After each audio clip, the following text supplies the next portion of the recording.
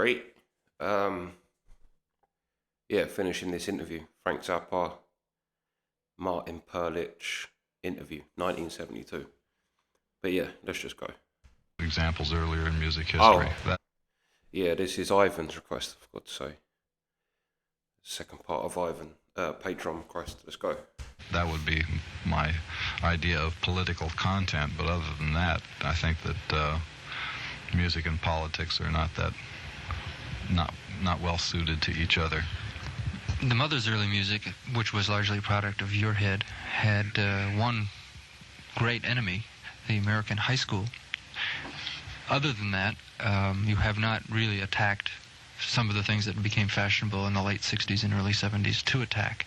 Do you have a political stance that you'd like to talk about? No, I don't have a political stance that I like to talk about because I don't wish to unduly influence anybody else's political stance. And as far as attacking things, the early music of the Mothers of Invention was not so much attacking as making some rather accurate comments about situations that existed. And it wasn't a question of picking some trendy thing to attack and then attack it so that everybody who also agreed that that thing that you were talking about was crappy could go, yeah, they're right on or something. You know, the things that I talked about in those songs were things that meant something to me. And when it became fashionable for other groups to make social political commentary in their material, and when I saw the results of the work that they had done in that vein, and I saw how superficial it was, and I saw that it was turning into a trend, and I also saw that the audience that was buying records listened to that stuff and said, yeah, that's really great. I said, I don't need to tell them anything anymore. You know, they don't need to hear that from me. They got all these other groups that are going, kick out the jam. Could I say, just pause it quick, how beautifully refreshing that is? That whole thing he just said there, and he's still saying, but just to highlight that is so, especially in this day and age, because it's like everybody wants to tell you their political views, and it's like, I don't care. If you're a singer, sing. If you're an actor, act. But don't try and tell me what I should think about things. Like, there's certain people like Bob Dylan, but then Bob Dylan's not political. It's social commentary in his early days. He was really like, but he's not. It's not really talking about politics. And I also agree that when he said that politics and music aren't the same thing. Like they're not married together. So it's yeah. I just that is so refreshing, and it's a shame that Frank Zappa wasn't bigger than he was to actually have that ring out as a statement today. That is the greatest statement I've heard in from a fucking famous person or from a celebrity or musician or anything.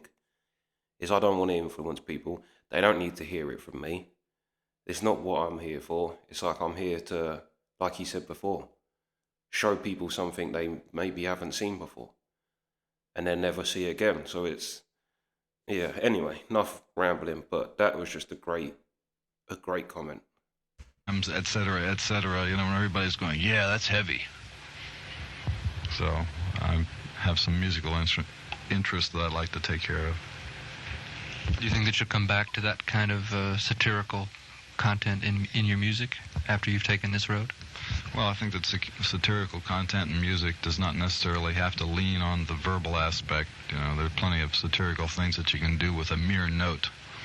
Or a mere inflection and never say a word. And it's unfortunate that the audience that thought that the satirical aspect as described above had vanished from the Mothers of Invention music was insensitive to those other aspects which remained in the music. In other words, they were so verbally oriented that by the time we had progressed into other forms of commentary, they didn't go along. You missed that road, boys and girls. But I think one of the things that they saw happening and couldn't quite understand was getting away from talking about the high school and talking about society and getting into that whole trip that lasted, I don't know how long, a couple of years, I guess, in which you were traveling and were on the road and did incredibly long musical and verbal riffs about being drunk, horny, and on the road.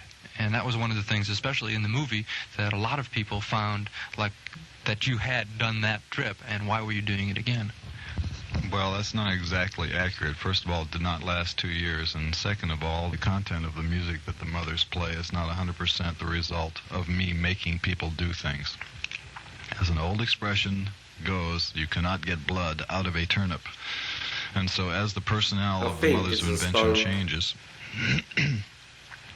I have to change the type of things that I write for the personnel of that group so that it's within the framework of the things they understand and can identify with.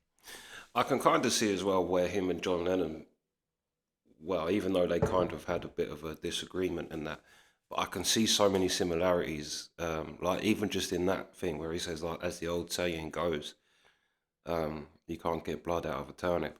And that's such a John Lennon, like when John Lennon got denied his visa for America. And in the interview, he says, well, I'd just like to, they said, what's your comment on it? And he said, time wounds all heals. Which is, again, it's just that flicking of things around, playing around with common language, like shared language, that them little sayings that everybody says. But yeah, anyway, let's go. And like to perform. It just so happened that the things that were under discussion during that period of time when you said we were laying heavily on being drunk and horny, which is rather inaccurate, but that's what comes across in the movie, and certainly in the in one of the two oratorios. What are we talking about specifically? The Fillmore album with that groupie material, and then. Well, I saw it in concert, Frank, and I can't really remember. There's certainly a lot of it was on the Fillmore album. Part of that oratorio, you include Billy the Mountain on the album before this one, the last Mothers album, right? The other oratorio, which included that whole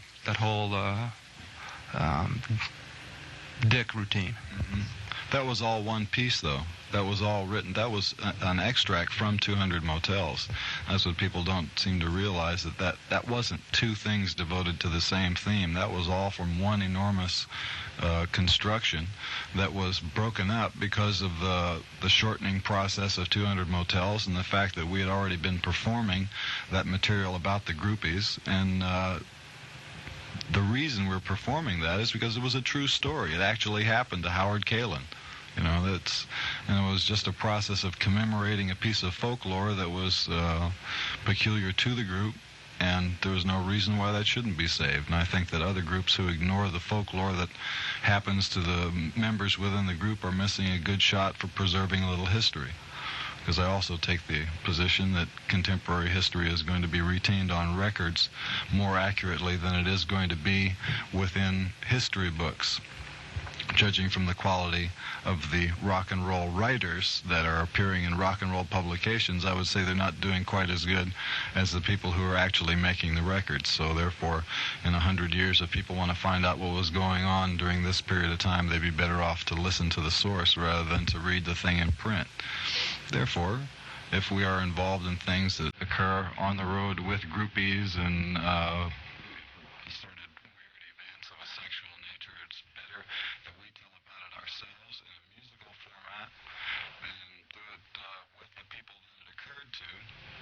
then have somebody else say, and then in 1971, one time when they were out on the road at the Mud Shark Hotel, you know, it's better to do it that way. Unfortunately, some people have a peculiar attitude towards things of a glandular nature connected with things of a musical nature. And they say, well, you know, music it's here, and glands are way down there, and, you know, we can't really get them together. And then they're hypocritical because then they turn around and a group that comes in and doesn't sing overtly about those things, but couches their language a little bit and then does it with a little choreography. They think that's great, and that's real rock and roll. And I maintain there's no difference. We were just honest enough to go out there and say, this is this, that's that, and here you are, and respond to it. And the response to it was, why, I'm hip, but of course I am offended.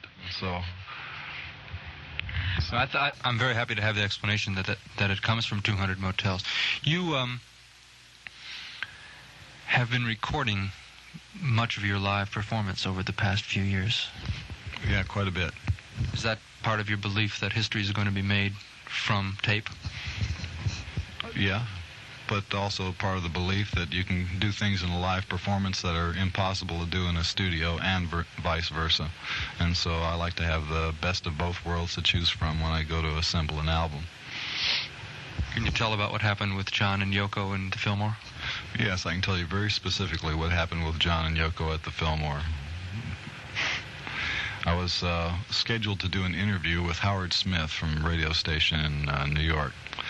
And at 1 o'clock in the afternoon, I was awakened out of bed in my hotel room, came stumbling to the door in my pants with my hair in my eyes and all kinds of little sleep dust.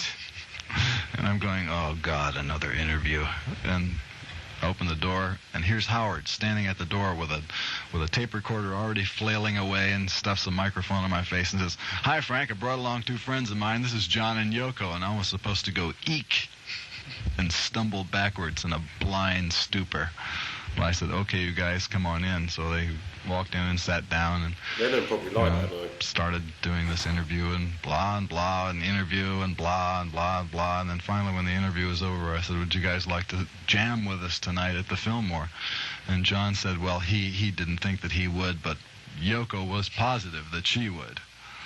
And so I said, well, okay, Yoko, come on down. Kind of and, meant the other way. Come down a little early and come in the dressing room, and we'll figure out something that we can do that will musically relate after the concert. So we sat around in this little room upstairs and played some old rhythm and blues stuff for a while, and then they went out and sat in the sound mixer's booth throughout the show, and I guess they liked it a lot, because when the thing was over, they both ran down. They were ready to go on as soon as we went off.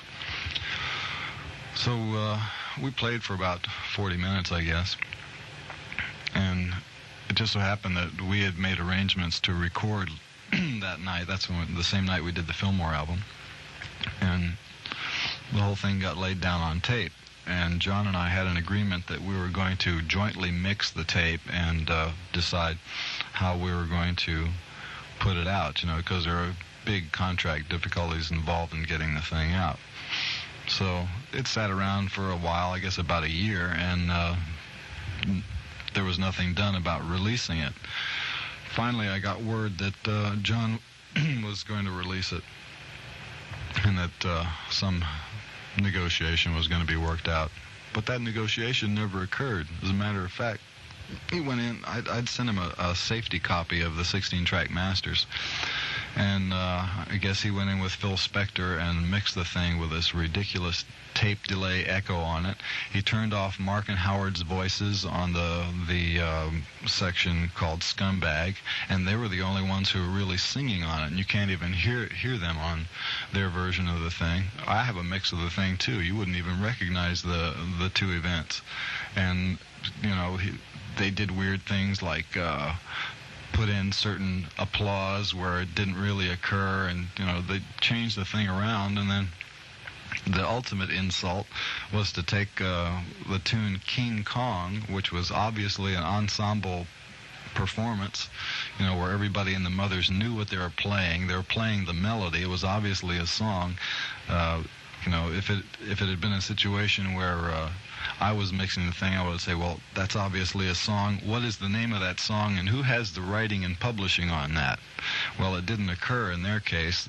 They retitled King Kong Jam Rag, took the publishing and writing credit, and put that on the album that way. So consequently, there was a number of very irate phone calls between our office and Alan Klein, and a bunch of show business crap like that.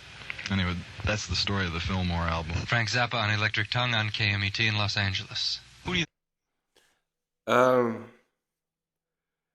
Yeah, to be fair, that does sound very Lennon. I've heard other people talk about Lennon. And also, yeah, I've heard people say that for as much as Peace and Love, Lennon portrayed that he was a ruthless businessman too. Not a ruthless businessman, but very ruthless in making business decisions and things like that.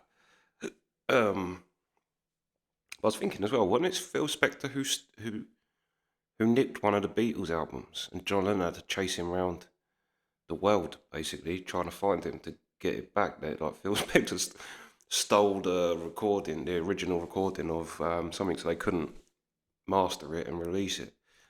And I'm sure it's either a Beatles album or one of Lennon's, but yeah, I've heard Lennon was a bit of a nightmare for things like that. But anyway, let's go. I think inspired all that running around. Who do you think did that? What? The ripping off of the remixing and renaming and just generally ripping off the music. Do you think John had anything to do with that? I wouldn't even like to hazard a guess because it's so I'd say Phil stupid. I mean, Spector. it's not that so much that it's ripping off. It's just thoughtless, you know. It's not careful production. And then the ultimate insult was taking the sleazy cover that we had concocted for the Fillmore album and writing over it and putting the stuff that they did on it. You know, that was offensive to a lot of the technical people who had worked on it. Like they crossed off engineers' names and things like that. You know, that's not fair to do. I can see that you might, from your brush with the Lennons, be a little bit less happy about politicians and music or music and politicians. But why don't you want to influence people about their politics? Do you think that anything politically can happen in America? You talk about American audiences and American people not being quite as, seems to me you're saying they're not as evolved as people somewhere else. Can anything be done through music? I wouldn't like to be accredited with the statement that people in America are not as evolved as people somewhere else. That's your statement. Thank you.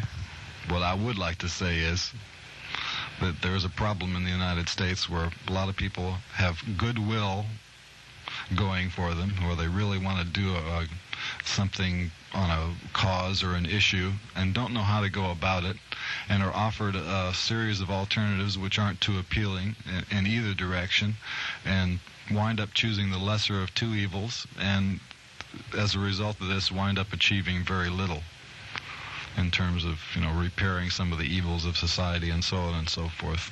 And I think that rather than add to the confusion at this stage of the game, I'd like to just observe what happens with the 18-year-old vote this time around and see whether or not it's a mistake. Because the merchandising in this campaign of the president and so forth is just as grim as it was during the last round, where the campaigning was aimed at the taste and the attitudes of the parents and the older voter. The same sort of grim machine is being employed right now. It's just the jargon has changed slightly, the packaging has changed, and it's being aimed in the direction of the teenage voter. And seeing as how this is their first time out, and they perhaps don't know the ropes as well as some of the older, more disillusioned voters, it may be a vulnerable market for this kind of thing, and I just hope that it doesn't get conned into voting for something that won't really pay off.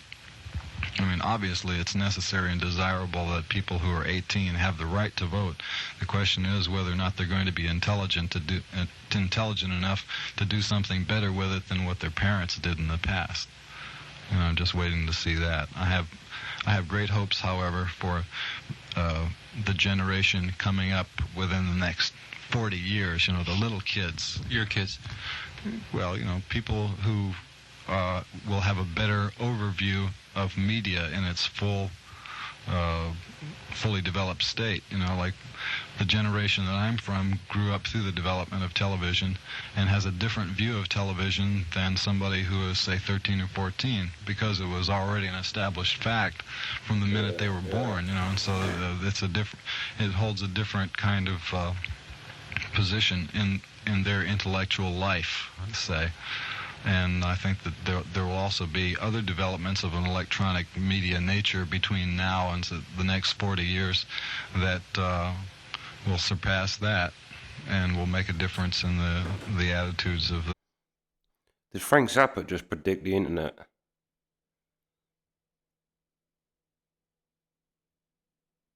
The kids who are 2 and 3 years old right now, give them a different perspective. hopefully with a perspective that includes all of electric media and its tricks, those people will at last be able to make some better judgments about the whole con game of politics. What kind of tricks do you mean in media? Oh, just the way in which people who are interested in manufacturing and selling certain kinds of products or ideas present those products or ideas in a falsified format to the people that they expect to hype with them. Not just specifically commercials, but the whole idea that properly packaged you can sell anything to an American. One of those lowly or evolved people. Do you That's not just American. tell your kids anything about television? Do you rap to them about what television is and how it works and what the tricks are? Sure, all the time. Because I do that with my kids, and it's a very, very, very difficult thing for me to do. What do you do with them? Well, first of all, we explain to them that the people on television who tell them things are getting paid to say that. And they can understand that. So consequently, we take them places, and if somebody says something that appears to be a little bit mysterious to them, whether it's television or not, they'll ask us, is he getting paid to say that? And I think that's something to remember all the time. Is he getting paid to say that? Is he getting paid to do that? What about the thousands of Indians dying and all the shoot-em-ups and things like that? Do you relate to that? Help them relate to that? Well, that is difficult. That is a problem. There have been lectures in that regard, but I think kids like the idea of things that go bang and smoke coming out without associating the end result of what those devices do. I know that Dweezil is fascinated by little puffs of smoke and guys who fall down and roll around, fall off buildings and that kind of stuff, but we hope that we can direct that into an acrobatic area rather than what it's really supposed to be. So philosophically, you're sort of you're playing music now into music almost as a pure form without the kind of content that maybe Status Back Baby had, or the great middle period mothers and the early period mothers. Do you foresee a time which you'll come back and do that kind of thing at all? I would say that your analysis is incorrect. You're assuming that because the lyrics do not say Status Back Baby, that the consciousness of Status Back Baby has departed from the work that I do. And you're saying that because those lyrics are not attached to it, that what I'm doing now is perhaps in a purer state, and I say neither of those is true.